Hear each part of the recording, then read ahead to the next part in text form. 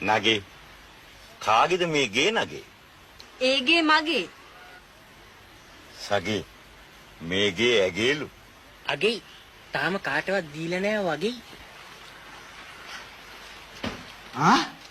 පූසාරියෝ දෙන්නෙක් වගේ. මට පේන්නේ ශාස්ත්‍ර කියන්නේ ලෑස්ති වෙනවා වගේ. ගෑනුන්ට ශාස්ත්‍රකාරයෙක් කිව්වොත් ඊයේ මලක් පිපෙනවා වගේ. පින් සිද්ධ වෙයි. අතිල්ලන් හල්ලන්න දෙන්න එපා නගේ. එහෙම වුණොත් දානවා මගේ ආදරේ බල්ලට.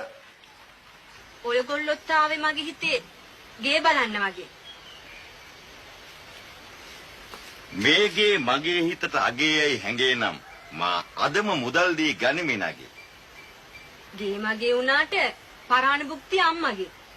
සගේ එසේනම් අවසර ගත යුතුයි මගේ මෝගේ. කාගේ? මෝගේ මෝගේ දත් ටික ගලවනා බොගේ. මොලේ අමාරුවක් තියනවද මගේ? මොලේ අමාරු උඹේ ගෝලයාගේ.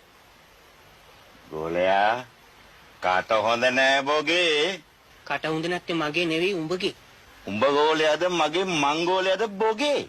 මං ගෝලයා උනේ කරුමෙට මගේ. නගේ වැරදි වචනයක් පිට වුණාද කටින් මොගේ? මෝගේ මොයි කියලා නැහැදිච්ච කමට කො මතක නෑ වගේ.